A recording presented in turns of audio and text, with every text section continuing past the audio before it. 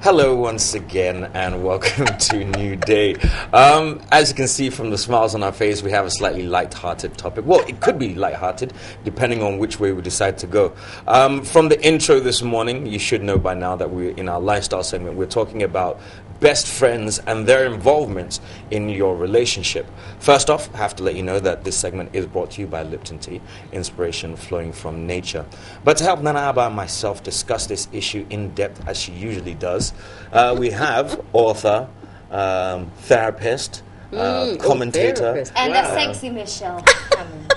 Michelle McKinney-Hammond. Good morning. Hi. How are you? I'm good. I'm getting used to getting up early in the morning. Oh, we love you too. And I thought of you for a moment this morning. I said, I don't know if I could do it every day. Oh. Yeah. So my admiration goes out to you. We appreciate the commitment. Oh, I love it. I enjoy Appreciate it. hanging out with you guys and talking about it. Okie dokie. First off, one of the things that we had a problem with this morning is establishing whether we have best friends or whether close acquaintances who are with us most of the time are best friends. So let's try and get a definition first off. Best friends, who are they? What kind of involvement do they have in your life? I think best friends are people who have been permanent fixtures. They've been around for a long time. They know your history. They love you in spite of it. They're able to comment without judgment. And they've earned the right to speak into your life because their lives, first of all, prove that they have the right to speak into your life. Mm-hmm. But you've also built a trust level that opens the stage for honest dialogue as opposed to where's she coming from with that or what's he mean by that. That you're able to be completely honest with one another.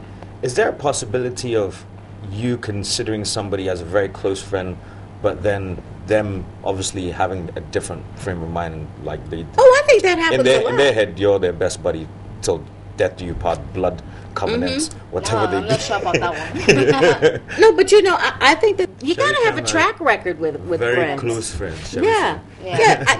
Creflo Dollar said once upon a time, you have three categories of friends. You have the outer court friends, the inner court friends, and the holy of holies friends. Right. And I think that that's true. I think that you have different levels of friends. Because I have a lot of friends, but then I have my inner circle friends.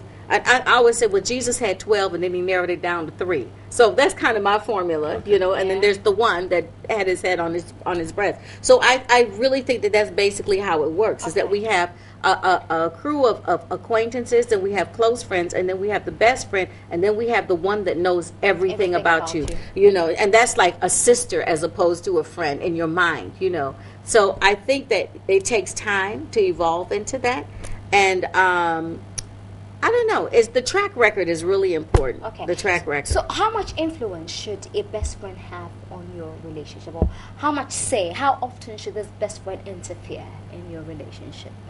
It depends on where they're coming from. Mm-hmm. And you have to make sure that friend is not someone who is envious and has no agenda of their own when they counsel you about things. So it's very important to know that. And I think that a true best friend does rid themselves of the agenda. I've spoken into the lives of a lot of my friends, like, they're getting ready to marry the wrong person. And I watched for a while, and then I said, I just really don't think you should marry this person. And they'd say, why? And I give my list of why. And they'd say, okay, I'm going to pray about it and get back to you. They'll come back and say, okay, you're right. One friend didn't. She was angry about it. We separated. Oh, yeah, she thought I was envious. And I just had a feeling. Friends. I didn't know why. All I could say was my gut is just saying, this is not a good thing for you. So she stopped speaking to me for several months. And then the relationship indeed imploded. And then she was angry because I was right. So then it took a while for us to patch up. But yes, we are friends again. She saw that I was looking out for her. So. And how do you know that this best friend hasn't got a personal agenda? Well, I think that that's where you've really got to take the time, and that time test whatever it is your friend said to you. I mean, if it's the truth, it will bear out, I think for the most part, we have to know that our best friend is someone who does have our interests. I mean, my friends that are my close friends and my best friend have said some things to me that are very difficult. I think that your best friend will tell you things that you don't like sometimes, because sometimes the truth hurts. And to me, that is a true friend. Somebody can tell you the truth no matter what. No matter what. Like, I had a friend, I was dating someone. We were talking about dating before the show started. I was dating someone, and she knew that the person was not right. And she never said anything. She was scared she would offend you? Well, it was interesting. After we broke up and I told her that we had broken up, she said, well, I could have seen that coming. And I was like, what does that mean? Oh, that guy, blah, blah, blah. And I said, but you never said anything. And she said, oh, no one could have told you anything. You were so in love. And I was like, yeah, but I would rather you have made me angry than for you to sit. Now I feel like you were sitting waiting for me to go over the cliff. You know what I'm saying? Yeah. And then that person's category in my mind changed. To me, that was not a true friend. How about this one? I have a friend who was consistently being beaten up by her husband. And she used to confide in me a lot. So I told her, leave this guy. I mean, he's going to kill you one of these days. Just And she stopped speaking to you. No, she didn't. She told her husband that I asked her to leave the marriage. So the two came and ganged up against Exactly. you. Well, you have to be careful sometimes in relationships like that, because that can happen, that you end up being the bad person, no matter what was going on in their relationship. So you have to be really, really careful about that. I kind of tend to tiptoe around those types of situations and kind of throw out a few things for thought. I wait until I'm asked, actually. In those situations. She was always coming to me with her bruises and her excuses to her family. So I was the only one who knew that the husband was beating her up. So I said to her, you need to leave the house. Even when she told the husband that I never advised me to do this, the husband beat her up again. So why do you have to talk to her about our marriage? Wow. Yeah.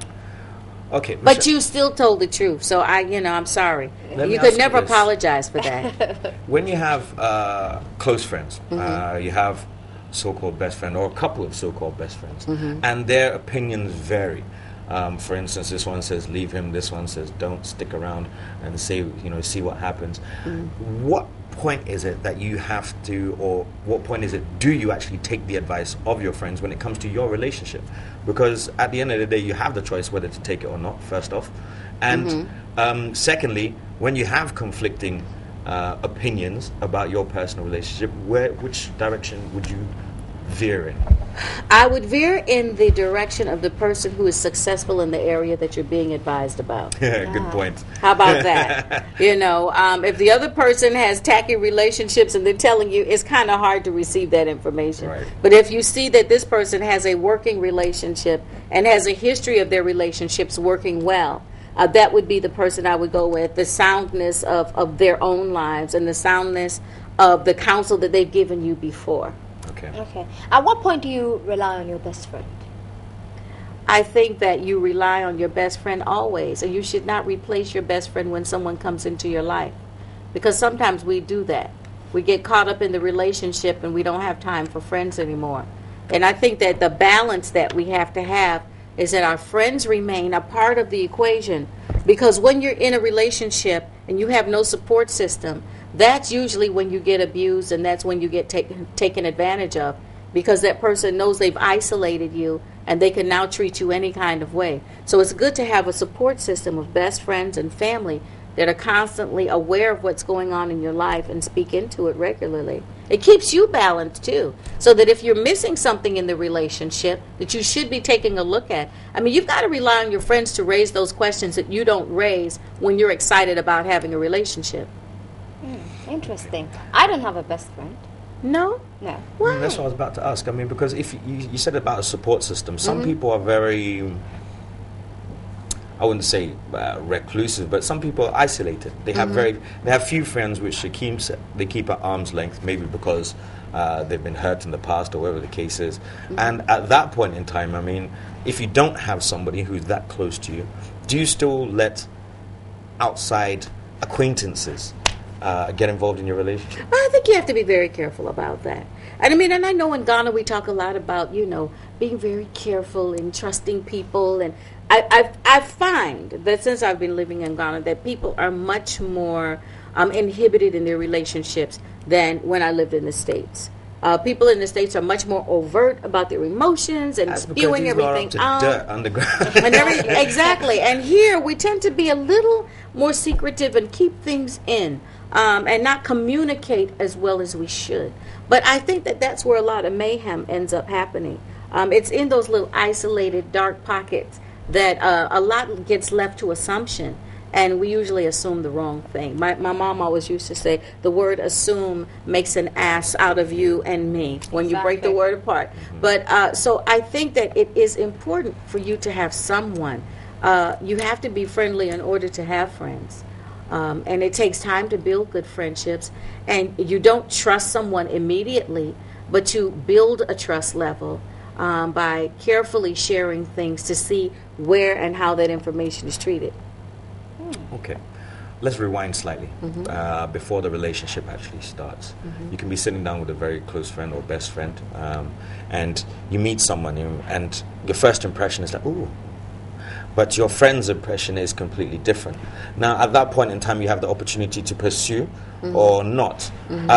How important first impressions with you and your best friend, I mean, to go forward and... That sounds like a personal experience. I mean, no, because I could be sitting there with one of my friends, and I'm like, oh, Charlie, and she's like, nah, Charlie, it's not your spec, or it's not, and I'm like, well, how do you know? So at the point where both of you do not know anything about this, then you proceed with caution.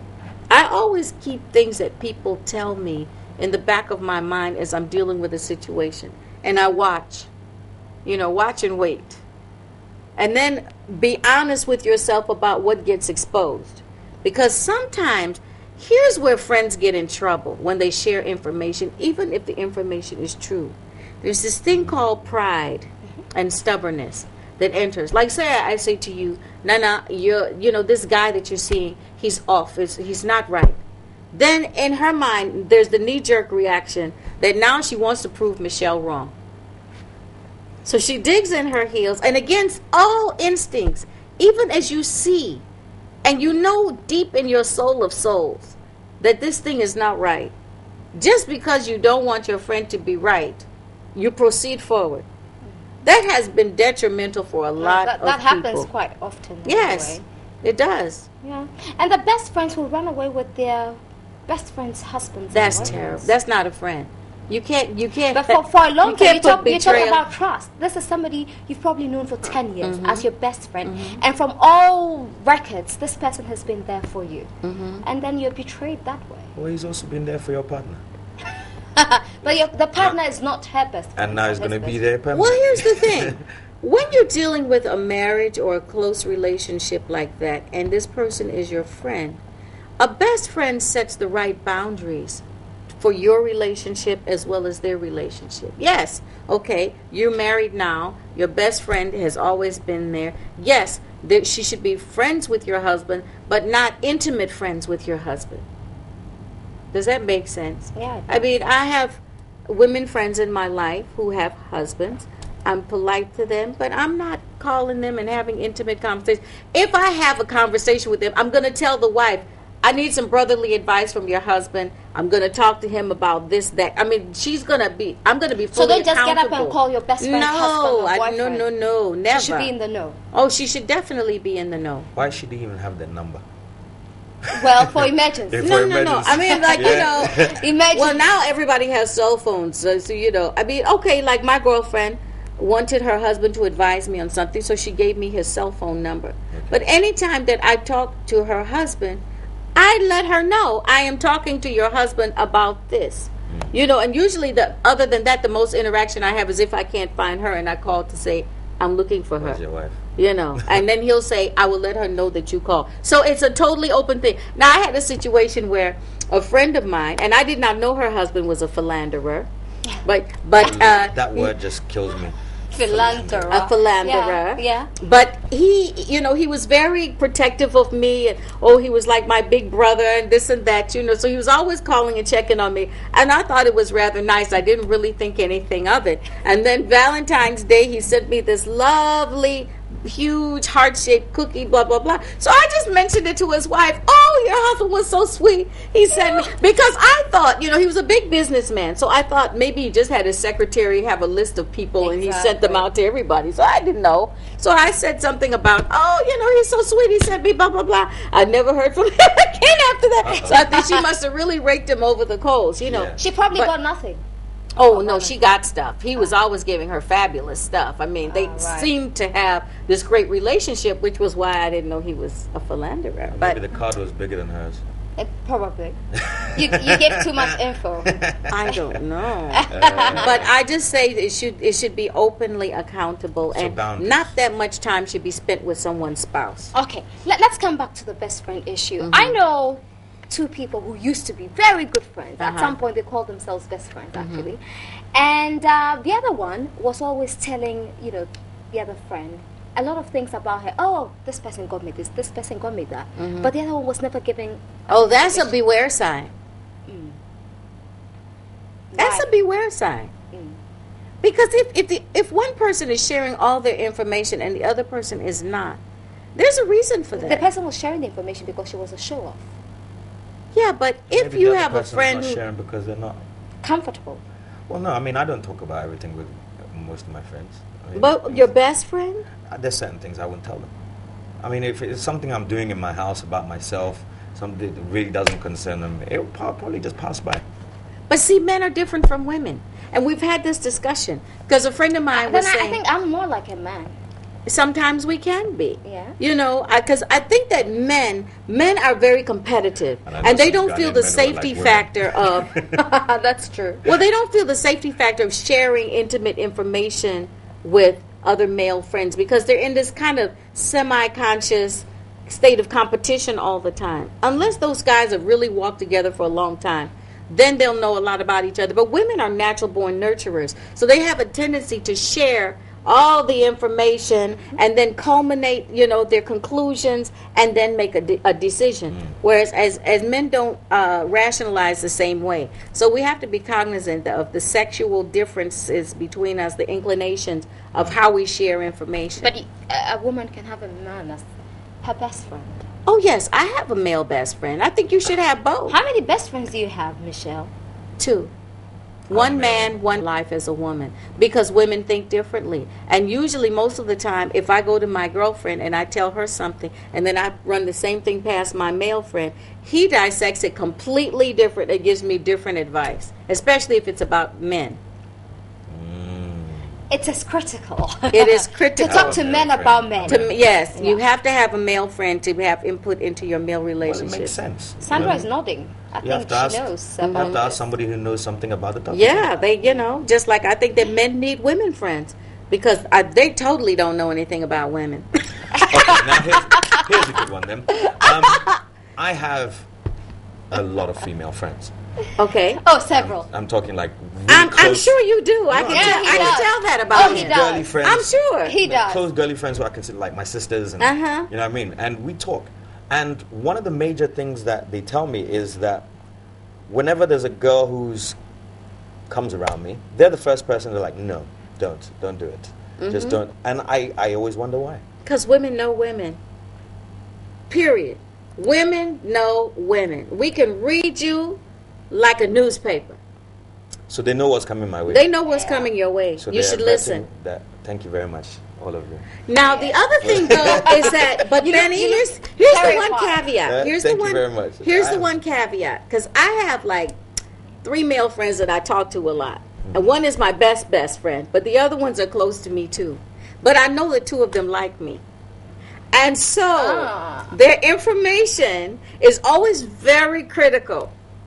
So there could be something in the soup. Exactly. They have an agenda. They have an agenda. They don't want it to work because they're still like waiting to see if they become a plan B or C. That's why I asked you if you can have a male as a best friend because at some point it will generate into something else. Yeah, like one of my friends always accuse me of having one as a surrogate like you, so they boyfriend. could be giving you bad advice all along just because they have a personal interest. Well, the one that's my surrogate boyfriend, I don't tell him stuff. Surrogate boyfriend, Michelle. You gotta have a surrogate. That's a whole other topic. No, surrogate boyfriends. I think we should bring you back to talk about surrogate boyfriends and girlfriends. Yes. What is a surrogate? A surrogate is someone who actually could be your boyfriend, but you're not. You're leading the person on. No, you're not leading the person what on. Are you doing?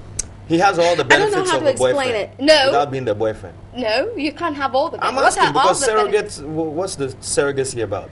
You know, it's kind of like the relationship that's a very close relationship, and other people look at you and say, well, why don't the two of you just get together? And you go, no, we don't like each other that way. But it does fill a void because we do things for each other, and we're very close, and we like each other a lot, but someone hasn't made the decision, or, you know, but it could be, but it isn't. So it is the surrogate relationship. You've got to love Michelle. That's a whole new topic. You've got to love Michelle. Surrogate boyfriend. Wow. Yeah, I mean, he gives me money. He does lots of great things for me. He gives you money. Yes. I need a surrogate.